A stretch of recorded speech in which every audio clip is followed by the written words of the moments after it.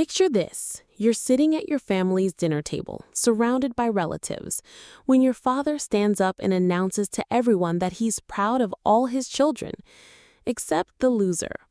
That loser was me. And what happened next would change our family forever. But before I tell you how I got my resolution with a simple envelope, let me take you back to the beginning of this challenging journey. My name is Maya, and for 32 years, I lived in a situation I didn't even know existed. Every achievement I earned, every success I built, every desperate attempt to prove my worth, it was all for a man who would never, could never, love me the way a father should love his daughter. And the most twisted part? I blamed myself for it. Growing up in the Harrison family meant living under a microscope of impossible expectations. My father, Daniel Harrison, was the kind of man who measured everything in terms of success and failure, worth and worthlessness. He was a successful businessman who believed that love was something you earned, not something you were given freely. My siblings, Marcus and Isabella, seemed to float through life on clouds of paternal approval. Marcus could do no wrong. Every grade, every achievement, every decision was met with pride and celebration. Isabella, the baby of the family, was Daddy's little princess who could melt his heart with a single smile. And then there was me, the middle child who somehow always fell short. I remember being 8 years old, bringing home a report card with straight A's, practically vibrating with excitement as I rushed to show my father. I found him in his study, papers spread across his mahogany desk, and held up my report card like a trophy. "Dad, look, I got all A's." He barely glanced up from his work. "That's what you're supposed to get, Maya. It's not special to do what's expected of you." Meanwhile, when Marcus brought home a B+ in math the next week, Dad took him out for ice cream to celebrate his improvement. This wasn't a one-time thing. It was a pattern that would define my entire childhood and flow into my adult life like negativity in my veins. When I was 12, I won first place in our school's science fair. I had spent weeks perfecting my project on solar energy, staying up late into the night, researching and building and testing. The day of the fair, I was so proud. I couldn't wait to show my parents. Mom came to the fair and took pictures, beaming with pride. But when I asked Dad if he was coming, he said he had a business dinner. Science fairs are for children, Maya. You're old enough to understand that some things are more important than others. But he never missed a single one of Marcus's basketball games. Never. High school was worse. I threw myself into academics, extracurriculars, volunteer work, anything that might finally earn that elusive approval. I graduated valedictorian, got into Cornell, earned a full scholarship. You'd think that would be enough, right? At my graduation party, Dad gave a speech about how proud he was of his children. He talked about Marcus's athletic achievements, Isabella's artistic talents, and then he mentioned me almost as an afterthought. And of course, Maya works hard in school. We appreciate her dedication to her studies. Works hard. Not brilliant, not accomplished, just works hard. Like I was some kind of workhorse grinding away while my siblings were naturally gifted. I started college carrying this weight on my shoulders, the weight of never being good enough. I threw myself into my studies with an intensity that bordered on obsession. I had to be perfect. I had to be undeniable. I had to finally prove that I was worthy of my father's love. And you know what? I did it. I graduated top of my class from Cornell. I landed a job at a prestigious investment firm in New York. I climbed the corporate ladder faster than anyone expected. By 32, I was the youngest senior investment strategist in my firm's history. Each milestone, each promotion, each achievement, I called home with the news, hoping this would be the one. This would be the moment Dad finally said he was proud of me. But it never came. When I got promoted to senior strategist, Dad's response was, "Well, I hope you aren't letting success go to your head. Remember, there's always someone working harder than you." When I bought my first apartment in Manhattan, he said, "Make sure you're not overextending yourself financially. I've seen too many young people make that mistake. When I received an industry award for my risk assessment models, he said, "Awards are nice, but what really matters is consistent performance over time." Nothing was ever good enough. Nothing was ever celebrated. I was always one step away from failure in his eyes, always teetering on the edge of disappointing him. The worst part wasn't just the lack of praise. It was watching how different he was with Marcus and Isabella. Marcus could sneeze, and Dad would find a way to make it sound like a profound achievement. Isabella could draw a stick figure, and Dad would frame it like it was the Mona Lisa. I started to believe there was something fundamentally wrong with me, something damaged that made me unlovable to the one person whose love should have been guaranteed. 3 months ago, everything changed. I decided to try one of those recreational DNA testing services. You know, the kind that tells you about your ancestry and genetic health risks. I was curious about our family history, maybe hoping to find some interesting stories to share at family gatherings. The results came back, and I was looking through the genetic matching feature when something caught my eye. According to the test, I didn't share enough genetic markers with my father to be his biological daughter. At first, I thought it was a mistake. These tests aren't always accurate, right? But the more I researched, the more I realized that paternity results are actually one of the most reliable aspects of genetic testing. My hands were shaking as I stared at the screen. This couldn't be right. This couldn't be real. But deep down, in a place I'd never allowed myself to acknowledge, it made perfect sense. All those years of feeling like an outsider in my own family, of never quite fitting in, of being treated differently than my siblings, maybe there was a reason for it. I decided I needed to be absolutely certain. I ordered a professional paternity test kit and collected a sample from my father's hairbrush when I visited home for Sunday dinner. The waiting period for results was agony, 14 days that felt like 14 years. When the results came back, they confirmed what I already knew in my heart.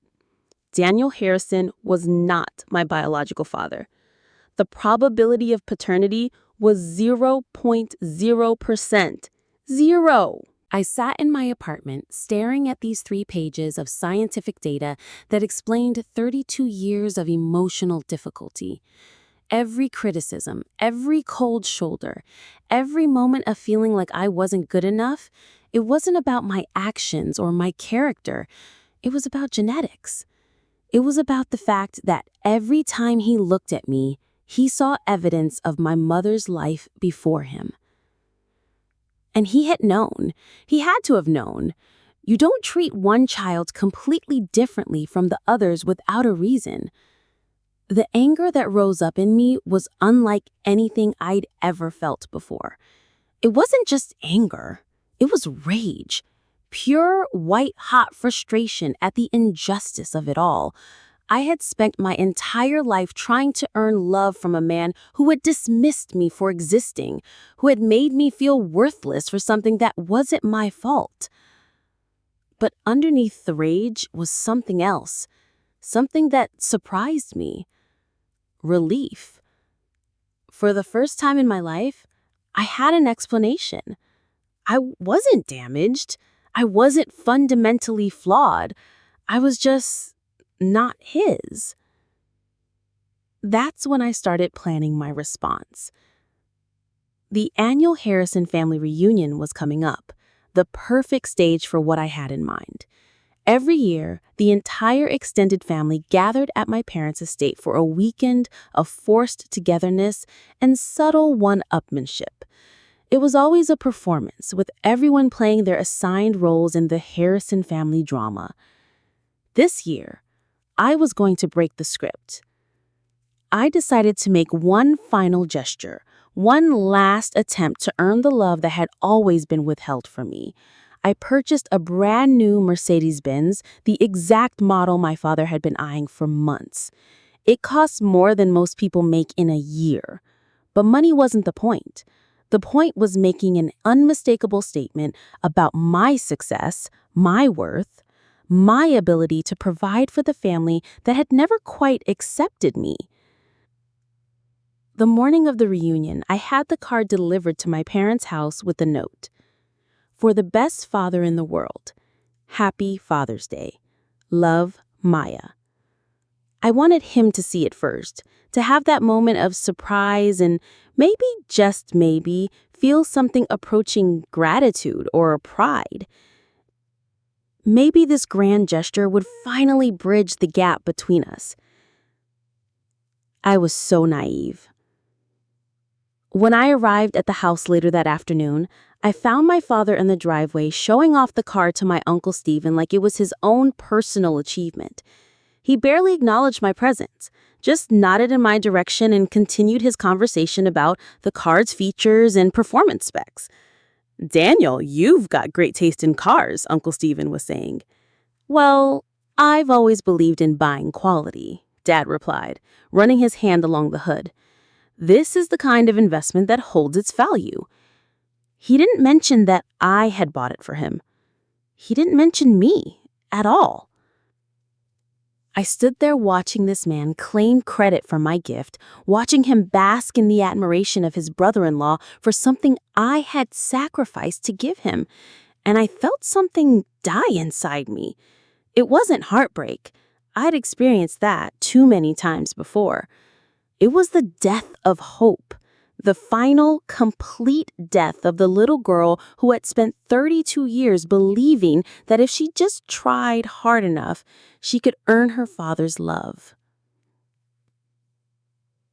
The reunion dinner was everything I expected it to be. Extended family filled the formal dining room, everyone dressed in their finest clothes, conversations flowing with the practiced ease of people who had been performing these same roles for decades. I sat in my usual spot at the long mahogany table between my cousin Rachel and my Aunt Linda, watching the familiar dynamics play out. Dad held court at the head of the table, Mom played the perfect hostess, Marcus and Isabella basked in their parents' obvious affection, and I faded into the background like always. Dinner conversation was the usual mix of business updates, family news, and gentle gossip. I participated minimally, my mind focused on the envelope in my purse. The envelope containing the paternity test results that would change everything. I had planned to wait after dinner, maybe find a private moment to confront my father one-on-one, but then he stood up to give his traditional Father's Day speech, and I knew the moment had arrived. I want to thank everyone for being here today. Family is everything to me. It's what drives me to work hard, to build something lasting, to create a legacy worth passing down. He paused, looking around the table with what I used to think was paternal pride, but now recognized as something closer to ownership. He continued, "I'm proud of all my children, and my heart actually started to race. Maybe this was it. Maybe this was the moment he would finally include me in his circle of approval." Marcus has shown incredible leadership in his business ventures. Isabella has brought such joy and creativity to our family. And Maya. Well, Maya works very hard. The familiar dismissal hit me like a physical blow. But he wasn't finished. He said, "I'm proud of all my children, except the loser," and said it with the laugh that he probably thought was good-natured. The room went silent. Even by Harrison family standards, this was cruel. I felt every eye at the table turn toward me, some with pity, others with the uncomfortable fascination people have when witnessing a car accident. For 20 seconds that felt like 20 hours, I sat there frozen, experiencing the familiar physical symptoms of humiliation with an almost clinical detachment. The burning face, the constricted throat, the racing heart. The fight or flight response flooding my system with adrenaline. But this time was different. This time I had evidence. A lifetime of similar moments flashed through my mind like a slideshow. Public corrections, subtle undermining, achievements reframed as failures, each building on the last to create one clear message: I was fundamentally insufficient, unworthy of the name I carried. The name that genetic science had recently confirmed wasn't actually mine to claim. As Dad concluded his speech with some empty platitude about family unity, something shifted inside me. A final thread snapped between the desperate child seeking approval and the adult woman who suddenly saw with perfect clarity the futility of that lifelong quest. The weight of the envelope in my purse transformed from burden to liberation. Its contents were no longer a shameful secret, but a key to unlock the challenging situation I'd lived in my entire life. The room remained suspended in uncomfortable tension, waiting for my reaction. Maybe they expected tears or a hasty exit, the predictable conclusion to another chapter in the Harrison family drama. Instead, I felt a strange calm descend over me. A clarity of purpose crystallized around a decision that had perhaps been inevitable from the moment the test results arrived. Without fully planning the action, I found myself standing. The movement was so smooth and deliberate that it commanded immediate attention. Conversations halted mid-sentence as all eyes turned toward me. My champagne glass remained on the table, deliberately not raised. The symbolism of my refusal to toast was unmistakable. I smoothed my dress with steady hands, surprising myself with the absolute calm that had replaced the earlier turmoil. It was like I'd passed through a storm into its peaceful eye. "Thank you, Father, for that illuminating speech," I began, my voice carrying clearly without effort. The professional tone I'd perfected in boardrooms was serving me well in this unexpected moment. I've spent 32 years trying to earn approval that was never going to be granted, measuring myself against standards that mysteriously shifted whenever I approached meeting them. Today, I finally understand why. The room had gone completely still, the kind of weighted silence that precedes significant moments. I could see Mom's face, a mask of alarm, while Dad's expression darkened with the recognition that this script wasn't following his expected pattern. For those keeping score, I continued with deliberate lightness that belied the magnitude of what was coming. I graduated top of my class from Cornell, built a career without family connections, and recently became the youngest senior investment strategist in my firm's history. By most objective measures, hardly the definition of a loser. I allowed my gaze to sweep the table, establishing brief eye contact with several relatives who nodded slightly in acknowledgement before returning my attention to my father. For success in Daniel Harrison's world has never been about objective achievement, has it?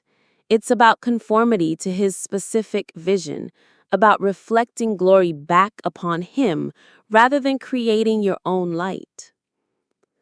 I reached for my purse with deliberate calm, aware that every movement was being closely observed. The unusual spectacle of the compliant middle child finally speaking up was too compelling to ignore. "I bought you a car worth more than most people make in a year," I said directly to my father, whose face had settled into the cold mask he wore when business negotiations weren't proceeding to his advantage. "Not because you needed it or even particularly deserved it, but because I still harbored the childish hope that a grand enough gesture might finally bridge whatever mysterious gap has existed between us my entire life." From my purse, I withdrew the envelope containing the paternity test results. The paper seemed almost mundane considering the weight of information it contained. For 30 years, I've blamed myself for your inability to show me the same affection you show Marcus and Isabella. I've twisted myself into countless shapes trying to become whatever would finally earn your approval. never understanding that the problem wasn't in my actions, but in my DNA. A collective intake of breath circled the table as the implications of my words registered. I could see Mom's face draining of color, while Dad's expression darkened with the recognition that this script wasn't following his expected pattern. For those keeping score, I continued with deliberate lightness that belied the magnitude of what was coming. I graduated top of my class from Cornell, built a career without family connections, and recently became the youngest senior investment strategist in my firm's history. By most objective measures, hardly the definition of a loser. I allowed my gaze to sweep the table, establishing brief eye contact with several relatives who nodded slightly in acknowledgement before returning my attention to my father. "For you, Dad," I said with quiet finality, infusing the paternal title with all the irony the moment deserved. "Happy Father's Day." Without waiting for a response, I turned and walked from the dining room, back straight, pace unhurried, preserving the dignity that had been systematically stripped from me throughout the evening. The shocked silence held until I reached the foyer, followed by the immediate eruption of multiple conversations, questions overlapping into unintelligible noise. I continued outside without hesitation, the evening air cool against my flushed skin. The Mercedes sat where Dad had positioned it for maximum visibility, its gleaming black paint reflecting the house lights, a symbol of everything I'd been trying to purchase with money that should have been invested in my own peace instead. The decision wasn't conscious so much as inevitable. My hand found the spare key fob I'd kept in my purse, and the remote unlock responded with a gentle chirp that seemed inappropriately cheerful for the moment. I slid into the driver's seat, the leather interior still carrying that new car smell mixed with the faint trace of my father's cologne, an olfactory reminder of his brief possession that would soon fade. Through the windshield, I could see figures appearing at the dining room windows, silhouettes gesturing animatedly. The family drama was now fully unleashed by my departure and revelation. The engine purred to life with expensive precision, the dashboard illuminating with welcome lights, as if nothing momentous had occurred, as if this were simply another drive rather than a definitive break with 32 years of emotional servitude. As I reversed down the driveway, I caught a glimpse of the front door flying open. Dad's figure was framed in the light, one hand clutching what appeared to be the opened envelope, his mouth open in what might have been my name, but was lost beneath the gentle rumble of the German-engineered engine. The symmetry struck me as I accelerated away. The luxury car he had showcased to associates while minimizing my contribution was now physically removed, just as he had attempted to minimize my existence for 30 decades. Both acts of erasure meeting in perfect narrative balance. The realization solidified what had been intuitive action into conscious decision.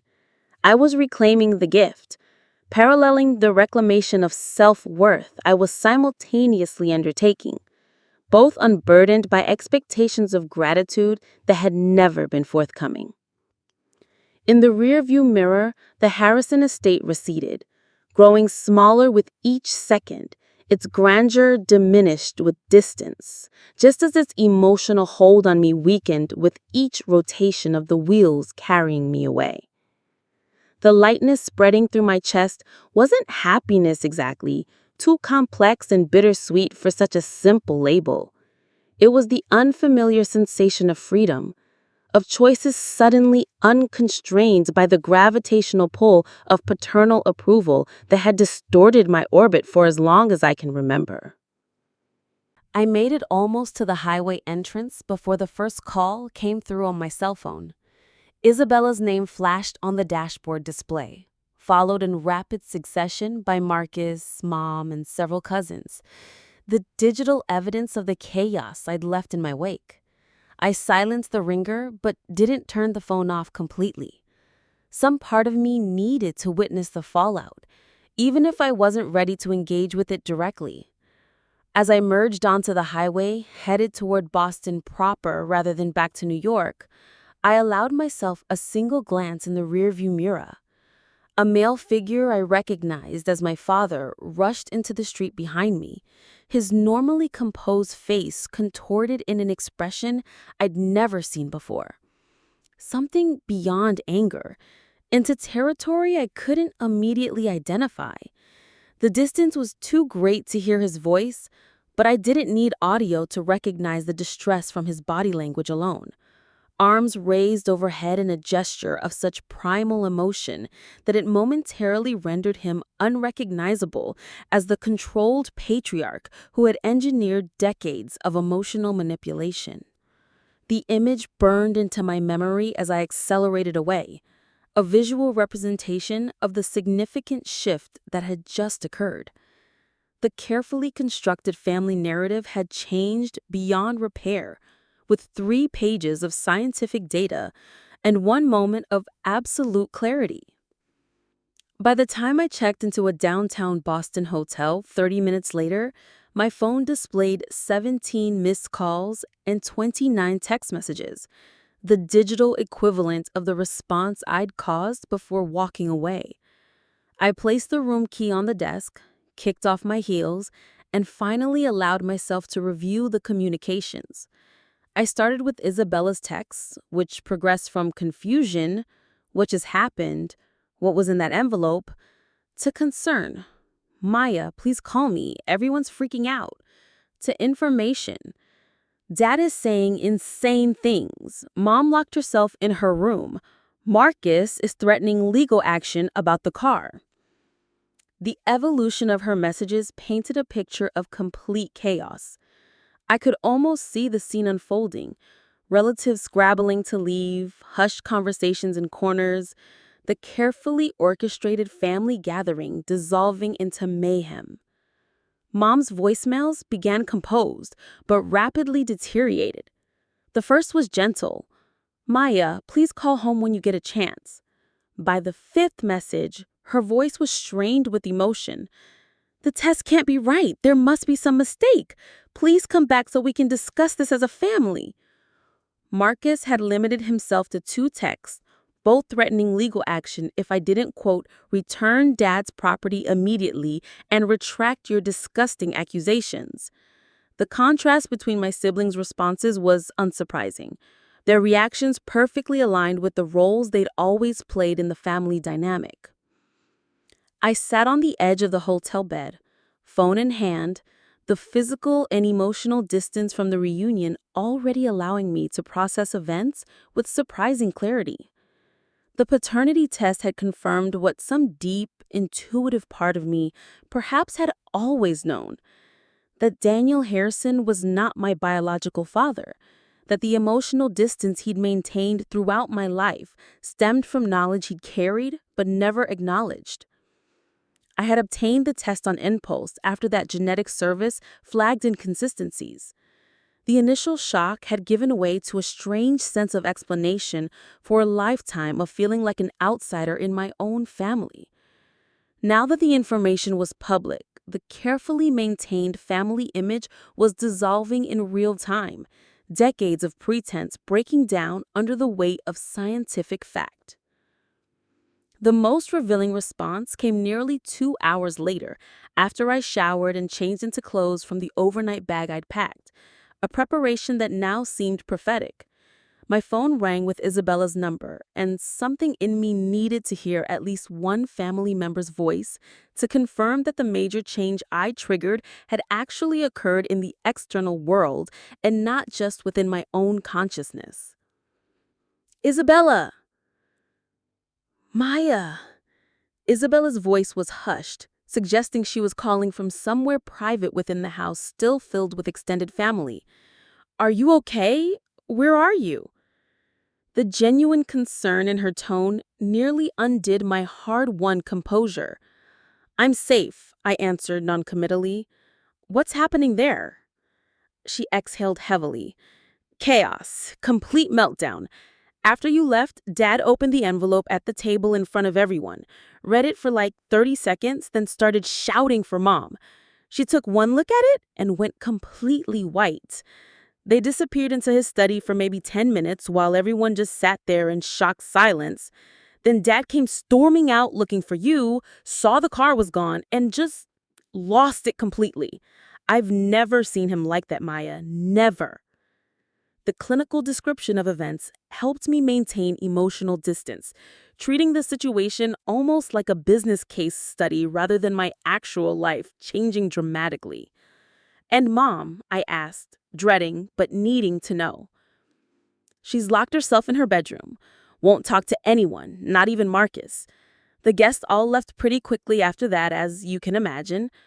Dad's been making phone calls in his study for the last hour, and Marcus is talking about some kind of injunction about the car, which honestly seems like the least important issue right now." She paused, lowering her voice further. "Maya, is it true? The test results, are they real?"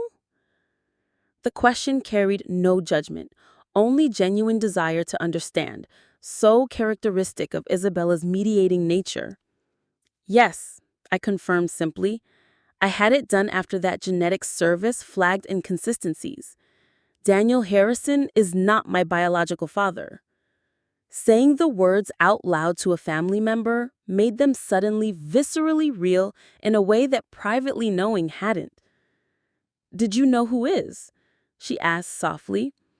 "The test doesn't identify that, only confirms the negative match with the sample I provided from Father's hairbrush," I explained, the technical details easier to discuss than the emotional implications. "But given the timing and Mom's reaction, I'm guessing it was someone from before she married Father." She was quiet for a moment before asking the question that revealed she understood the situation with her usual emotional intelligence. "How long do you think he's known?" The question cut to the heart of everything, the central betrayal. Not the biological truth, but the decades of emotional consequences for a circumstance beyond my control. "His entire life with me," I answered with certainty that surprised even myself. "It explains everything, Isabella. Every criticism, every comparison, every impossible standard. He wasn't trying to make me better, he was dismissing me for existing." The truth of this assessment settled between us, neither needing to articulate the countless examples that supported it. "I need to go," Isabella said suddenly. "Marcus is coming upstairs and I don't want him to know we're talking. Just please text me that you're safe wherever you are. And Maya, whatever happens next, I love you exactly the same. This changes nothing between us." Her words lodged in my chest, the unexpected affirmation cracking the protective numbness I'd maintained since leaving the house. After hanging up, I moved to the hotel window overlooking Boston Harbor. The city lights reflected on dark water. The view simultaneously familiar and strange, much like my own reflection in the glass. Somewhere in that city was the man who had shaped my childhood through calculated absence of affection, and potentially also the unknown men whose genetic material I carried.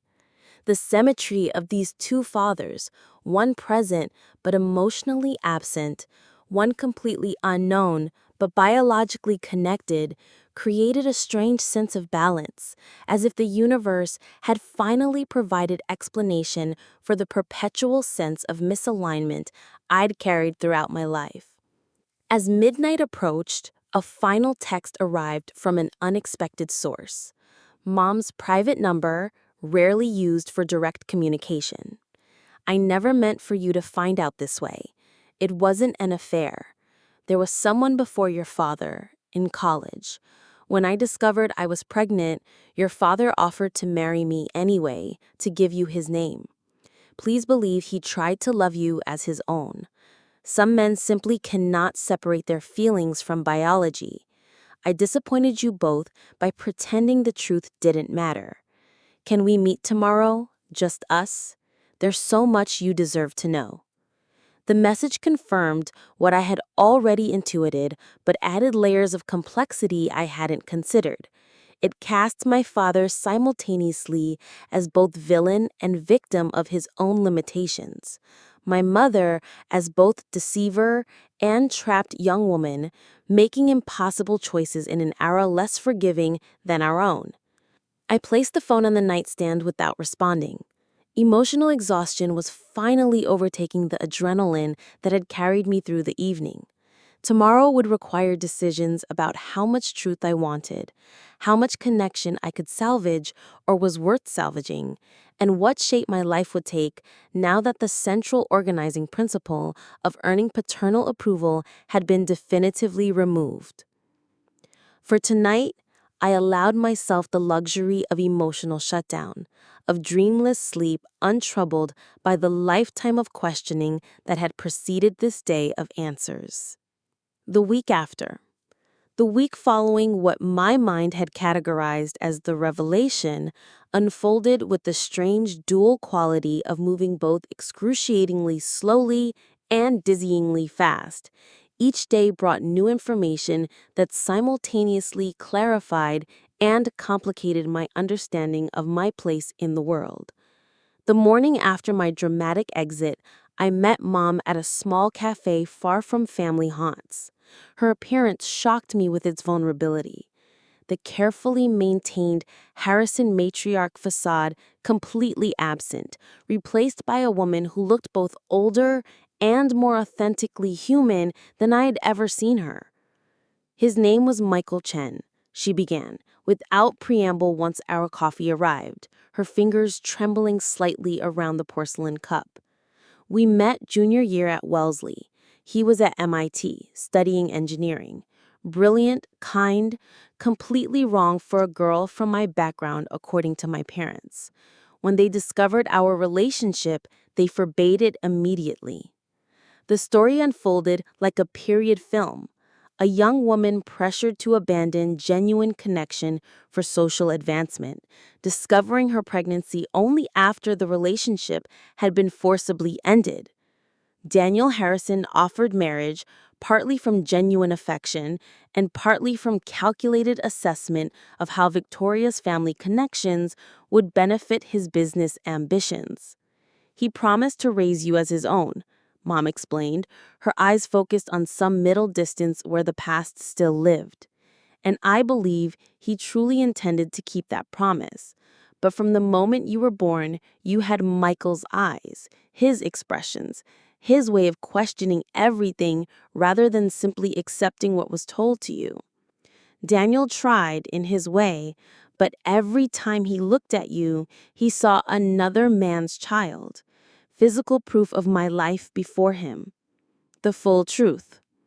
The revelations continued over 3 hours, details of a history I'd never suspected, unfolding with painful clarity, explaining the family dynamic that had shaped my existence. My biological father had never known about me. He'd moved to California after graduation, built a successful engineering firm, married, had 3 children who were technically my half-siblings.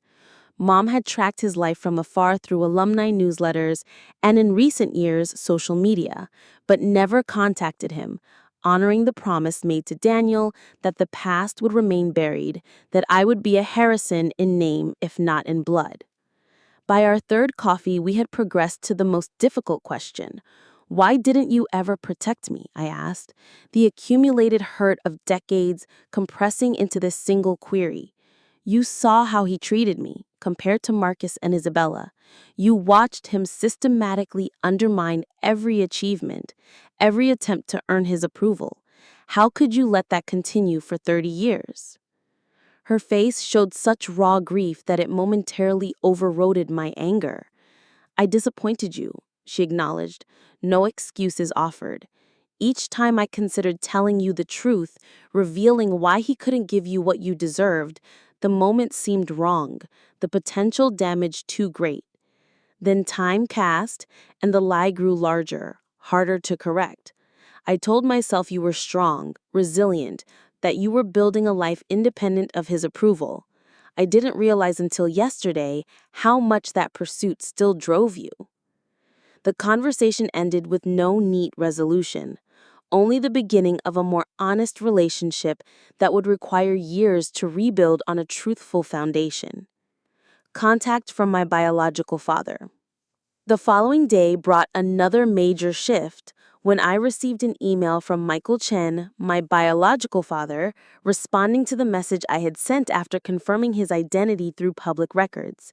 His reply was cautious but kind, expressing shock at learning of my existence, requesting time to process this information, but also genuine interest in connecting when he had absorbed the reality of a daughter he'd never known existed.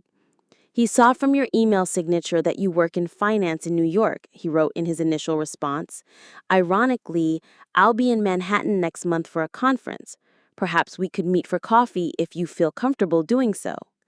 The simple acknowledgement of my professional identity without qualification or comparison operated like a balm on raw emotional distress. The neutral respect of his tone suggested possibilities for connection untainted by the complex Harrison history. While these personal changes reshuffled my understanding of family, the professional world continued turning with pragmatic indifference to my existential crises. My boss called midweek with questions about a client presentation, the normalcy of work discussions providing surprising comfort amid personal chaos. "The Richardson account needs your risk assessment model explained in person," she informed me. "Maya, they're specifically requesting you by name. Your reputation is growing." The acknowledgement of professional value, independent of family connections, reinforced what should have been obvious all along, that my worth existed separate from the Harrison name or approval, anchored in abilities and character entirely my own. Daniel made his first direct contact 6 days after the reunion, via his attorney, a coldly formal letter requesting return of the Mercedes and threatening legal action regarding defamatory statements made in public regarding paternity. The contrast between this response and Michael's cautious but humane email crystallized everything I needed to know about both men. Genetics suddenly seemed far less relevant than character in determining true parentage. I instructed my own attorney to arrange return of the vehicle, while making clear that DNA evidence was, by definition, not defamatory. Marcus maintained radio silence, his loyalty to Dad unsurprising given their genuine biological connection and shared worldview. Isabella, however, called daily, our relationship deepening through honest conversations about family dynamics we'd both observed but never previously discussed openly. "He's been controlling the narrative our entire lives," she observed during one late-night call, "making us compete for approval that was never equally available. I benefited from that system, but I always saw how it hurt you. I'm sorry I didn't stand up for you more." Her acknowledgement helped heal distress I hadn't realized still festered. The validation of my experience from someone who had witnessed it firsthand was oddly more powerful than any test result could be. 6 months later. 6 months after the revelation, the landscape of my life had transformed in ways both subtle and profound. Weekly therapy sessions helped untangle the complex web of conditional love and performance anxiety that had driven my achievements, allowing me to recognize genuine accomplishment separate from desperate approval seeking. My relationship with Mom evolved into something more authentic, her careful performance of perfection abandoned in favor of honest, sometimes painful conversations about choices, consequences, and the complex love that had always existed beneath the Harrison Theater. I met Michael Chen for the first time at a quiet restaurant near Central Park. The strange experience of seeing my own expressions and mannerisms mirrored in a man I'd never met was both unsettling and oddly comforting. "You have my mother's analytical mind," he observed over dessert, hours into a conversation that flowed with surprising ease. "But that spark when you talk about market patterns, that's apparently from my side." Our relationship developed cautiously, both respectful of its unusual beginning, neither expecting immediate father-daughter closeness, but building connection through shared intellectual interests and discovery of genetic commonalities that explained lifelong traits I'd never seen reflected in the Harrison family. The final piece of this transformed life mosaic fell into place at Thanksgiving, when I accepted Isabella's invitation to dinner at her home, rather than the traditional gathering at our parents' estate. Daniel had declined to attend when informed of my presence, his continued rejection now producing more pity than pain, his limitations increasingly apparent as my own healing progressed. "He can't change," Isabella explained as we prepared dessert together, her children playing in the next room with her husband. "Not won't, genuinely can't. His entire identity is built around certainties that your existence challenges." The observation carried no judgment, simply recognition of the immovable reality we'd both accepted. After dinner, Mom called, her voice stronger than I remembered from childhood, the performative perfection replaced by authentic engagement. "I'm proud of you, Maya," she said simply, "not for your job or your address or anything you've achieved, though those things are remarkable. I'm proud of who you are, your resilience, your capacity to build truth from deception. I should have said that every day of your life." The words I'd sought from Daniel for 30 decades, freely given by the parent who had always loved me, despite her flaws, landed with healing force precisely because they came without conditions or qualifications. As I ended the call, I realized the most profound truth of this 6-month journey, that family transcended genetics and legal definitions, comprising instead those who saw you clearly and loved you anyway, who honored your authentic self rather than demanding performance of assigned roles. The luxury car I'd purchased as a desperate offering to a father figure who could never truly accept me had been reclaimed and subsequently sold, the funds invested in my future rather than squandered on futile approval seeking. More importantly, I had reclaimed the emotional energy previously exhausted on an unwinnable quest for validation, redirecting it toward relationships that nourished rather than depleted, toward work undertaken for passion rather than proof of worth, toward building a life measured by internal fulfillment rather than external recognition. The journey from that fateful family dinner to this new equilibrium hadn't been linear or simple. Each day brought fresh challenges and occasional setbacks, but the trajectory remained consistently toward healing rather than further wounds.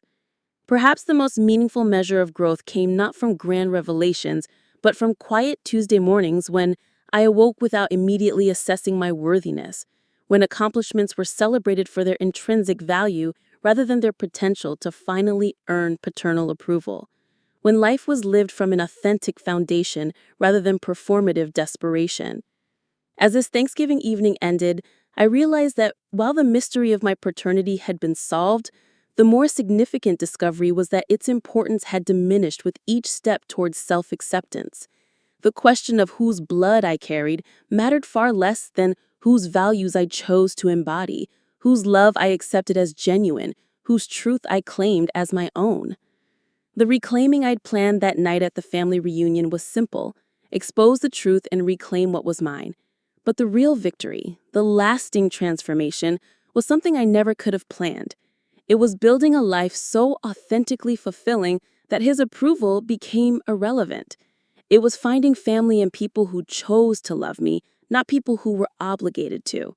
It was discovering that the little girl who had spent 32 years begging for scraps of affection had grown into a woman who deserved so much more. Sometimes the best healing isn't about confronting the person who wounded you. Sometimes it's about freeing yourself from their power over you completely. Sometimes it's about walking away from people who never deserved you in the first place and building something beautiful in the space they used to occupy. Daniel Harrison spent 32 years trying to make me small, trying to convince me I was less than, trying to make me believe I was the problem. But in the end, all he did was strengthen me into someone strong enough to walk away from him completely. Someone who could look at a DNA test and see not shame, but liberation. Someone who could take back a car and in doing so, take back her entire life. The last I heard through Isabella, he still won't speak my name. He refers to me as that girl or Victoria's daughter, as if denying my existence can somehow undo the 32 years of pain his dismissal caused. But that's okay. I don't need him to acknowledge me anymore. I don't need his approval or his love or even his recognition that I exist. because I finally understand something it took me 32 years to learn, that his opinion of me says nothing about who I am and everything about who he is. And who he is someone so small and so broken that he spent 30 decades dismissing a child for the burden of existing. I am not his daughter. I never was. And thank God for that. Have you ever discovered that your true family isn't always defined by blood? Sometimes the people who should love us unconditionally are the ones who wound us most deeply. I'd love to read your thoughts in the comments below about how you've created your own chosen family or stood up to those who couldn't see your worth. If my story resonated with you, please hit that like button, subscribe to hear more journeys of healing, and share this with someone who might need to be reminded that their value doesn't depend on anyone else's validation. Thank you for listening, and remember, sometimes taking back your power means walking away from people who never deserved it in the first place. Sometimes the best empowerment is simply refusing to let them make you small anymore. And sometimes the most beautiful thing you can do is build a life so full of genuine love and authentic success that their dismissal becomes irrelevant. The girl who begged for her father's approval for 32 years is gone. In her place stands a woman who knows her worth, who chooses her family, and who will never again mistake someone's inability to love her for her own inadequacy. And that transformation, that's the greatest victory of all.